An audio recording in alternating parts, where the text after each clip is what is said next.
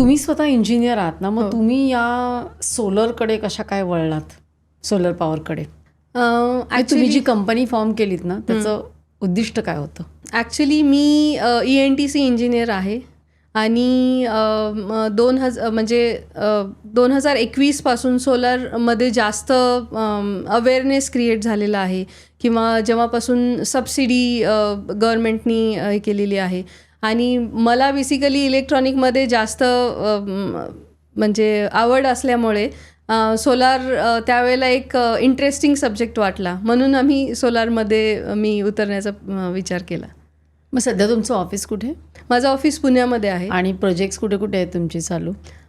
Project तसं बघायला गेलं तर आम्ही गव्हर्नमेंट प्रोजेक्ट करतो, त्यामुळे ऑल ओव्हर महाराष्ट्र प्रोजेक्ट चालू आहेत. आणि गव्हर्नमेंट प्रोजेक्ट म्हणजे काय करता तुम्ही? गव्हर्नमेंट प्रोजेक्टमध्ये सोलार वॉटर हीटर्स झाले, सोलार हायमास झाले, सोलार कृषी पंप झाले, त्यानंतर स्ट्रीट लाईट झाले आणि रूफटॉप झाले. ह्या सगळेच प्रोजेक्ट आम्ही गव्हर्नमेंट प्लस प्रायव्हेटमध्ये करतो. सोलार रूफटॉप आम्ही पुण्यामध्ये सुरू केलेलं आहे आणि रेस्ट ऑफ महाराष्ट्र मी आता आणखी टीम बिल्ड करते आहे आणि रेस्ट ऑफ महाराष्ट्र पण वाढवतो आहे. आता ना खूप जास्त सोलर मध्ये आहेत बिझनेसेस आणि बरेच लोक आहेत की जे अशा पद्धतीची सर्व्हिस देतात. बरोबर. तर तुमचं काय वेगळेपण आहे? आणि त्याच्यामध्ये मला वाटतं स्त्रिया कमी आहेत तशा हे करणाऱ्या. तर काय असे वेगळे अनुभव आलेत तुम्हाला?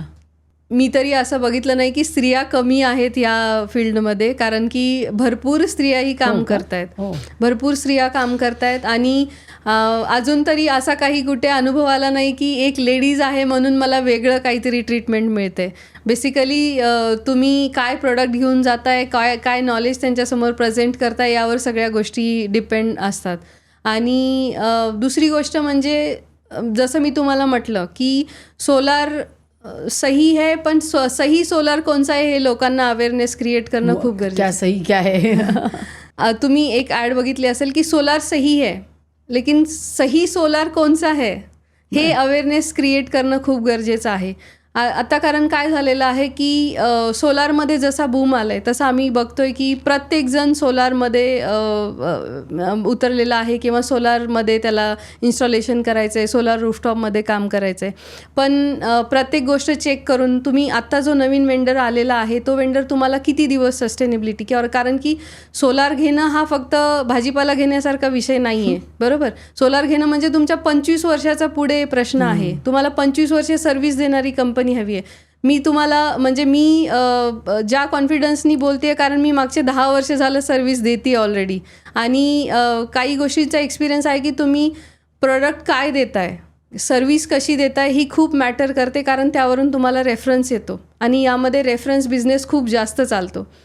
आणि दुसरी गोष्ट माझी USP अशी आहे की मी तुम्हाला आता जसं म्हटलं की मी कमिट करते आहे किंवा ऑन पेपर देते आहे की तुम्हाला 120 units per kilowatt. I think असं कोणी करत नाही. हां, जर मी हे रिटर्नमध्ये तुम्हाला देते की 120 युनिट्स पर किलोवॅट पर मंथ जनरेशन मी जो प्रोडक्ट देईल त्यामधून होईल.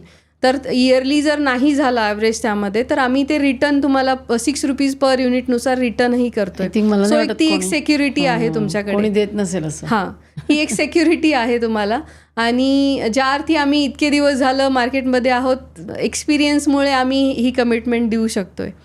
आता यामध्ये सोलार म्हणजे दुसरी गोष्ट, आफ्टर सोलार खूप मोठा एक पार्ट असतो तो म्हणजे मेंटेनन्सचा. म्हणजे सोलार बसवणं आणि सोडून देणं हे एवढं इझी नाही आहे, कारण की आता आम्ही बरेच क्लायंट असे आहेत की त्यांनी सोलार बसवलेलं आहे पण ते आमच्याकडे आलेत की म्हणजे काय होतं, एका विंगला सोलार बसवलेला आहे, दुसऱ्या विंगसाठी बसवायचं आहे, पण जुना विंगवाला बोलतो अरे माझं जनरेशनच होत नाही आहे, मला आउटपुटच नाही आहे. पण जेव्हा आम्ही तिथे जाऊन बघतो ना त्यावेळेला लक्षात येतं की हे मेंटेनन्स झालेलं नाही आहे. जो सोलार इन्स्टॉलर आहे तो तुम्ही कोण निवडताय, त्याची सर्व्हिस काय आहे, तो पुढे तुम्हाला एक ॲटलिस्ट 10 वर्षासाठी कसा रिस्पॉन्स करतोय. 5 वर्षे जर तो कमिट करतोय तुम्हाला की 5 वर्षापर्यंत सर्व्हिस प्रोव्हाइड करणार आम्ही, पण त्या सर्व्हिसमध्ये काय प्रोव्हाइड करणार की फक्त पॅनलला काही इश्यू आला तर मी तुम्हाला बघायला येणार, फक्त ही गोष्ट नसते. सोलार पॅनलमध्ये कंटिन्यू मेंटेनन्स खूप गरजेचा असतो. लो मेंटेनन्स आहे पण मेंटेनन्स करणं खूप गरजेचं आहे. जसं की प्रत्येक 15 किंवा 20 दिवसाला, एका महिन्यातून एकदा तरी सोलार पॅनल क्लीन झाले पाहिजे. क्लीन यासाठी की आता तुम्ही बघत असाल की आपल्या आजूबाजूला केवढं कन्स्ट्रक्शन चालू आहे. धूळ बघत असाल, आपल्याकडची धूळ खूप स्टिकी आहे. ही धूळ जेव्हा पॅनलवर पडते ना, त्यावेळेला ती स्टिक होते आणि जर आपण ती बऱ्याच दिवसापर्यंत क्लीन नाही केलं तर फॉर एक्झाम्पल मी 6 महिन्यापर्यंत सोलार पॅनल क्लीनच नाही केलं तर काय होतं, वरतून येणारा जो सूर्यप्रकाश आहे आणि त्यावर जी माती जमा झाली किंवा धूळ जमा झालेली आहे, त्यामुळं पॅनल आतून बर्न आउट होतो आणि त्यामध्ये बर्न पॅचेस यायला सुरू होतात किंवा बर्ड ड्रॉप्स पडतात. बर्ड ड्रॉप तर खूप स्टिकी असतात, ते लवकर निघत नाहीत, राईट. आणि त्यामुळे ते पॅनल जर क्लीन नाही झालं तर त्यामध्ये बर्न पॅच जर आले तर पॅनल जनरेशन बंद करतं किंवा जनरेशन खूप कमी होतं त्यामधून. सो त्या केसमध्ये मग काही महिन्यानंतर क्लायंट म्हणतो की जनरेशन खूप कमी झालेलं आहे. सो आम्ही असं सजेस्ट करतो किंवा आम्ही हे वारंवार चेक करतो की पॅनल क्लीन आहेत का किंवा आउटपुट किती देत आहेत. जसं तुमच्याकडे जे इन्व्हर्टर दिलेलं आहे त्यामध्ये RMSमध्ये रिअल टाईम मॉनिटरिंग करतो आम्ही की पॅनलला आपण जेवढं कमिट केलेलं आहे त्याप्रमाणे जनरेशन सुरू आहे का. जर जनरेशन सुरू नाही, तेवढं जनरेशन जर होत नसेल तर ते का नाही होत आहे, पॅनल रेग्युलरली क्लीन होत आहेत का. आणि क्लीन जर नाही झाले तर पॅनलचं 30% आउटपुट कमी होतो. सो ही खूप इम्पॉर्टंट गोष्ट आहे ज्याच्याकडे आम्ही खूप सातत्याने लक्ष देतो. मला वाटतं हा पॉईंट फार महत्त्वाचा आहे, कारण आपण एकदा खर्च केला की आपल्याला वाटतं की आता ते होत राहील, आपोआप होत राहील, पण ते मेंटेन. आणि तुम्ही किती वर्ष देता तो मेंटेनन्स? 5 वर्षापर्यंत without any extra cost. Yes, हे तुमचं USP आहे मला वाटतं. राईट. मग ह्याच्यामध्ये म्हणजे एक महिला म्हणून नाही, पण या बिझनेसमध्येच काही चॅलेंजेस आहेत का, की गव्हर्नमेंटकडनं काही चॅलेंजेस येतात का, त्यांचे रूल्स रेग्युलेशन्स बदलणं किंवा सबसिडी कमी जास्त होणं, असं काही चॅलेंजेस असतात का? नाही, ॲक्च्युली गव्हर्नमेंटनी खूप जास्त एनकरेज केलेलं आहे किंवा सबसिडी पण वेळेत येते. जसं तुम्ही बघितलं आता 2021पर्यंत सबसिडी नव्हती किंवा सोलारचा रेट जास्त होता, अवेअरनेस कमी होता. पण 2021 नंतर जर तुम्ही बघत असाल की तुम्हाला ऑलमोस्ट अल्टरनेट बिल्डिंगवर सोलार दिसेल, एवढं जास्त सोलरायझेशन होतं आहे. कारण गव्हर्नमेंटकडून विदिन 30 डेज सबसिडी मिळते तुम्हाला. अच्छा. हां, गव्हर्नमेंटनी खरं तर खूप जास्त बूस्ट केलेलं आहे सोलरायझेशन होण्यासाठी आणि गव्हर्नमेंटकडून लिटरली खूप चांगला रिस्पॉन्स मिळतो.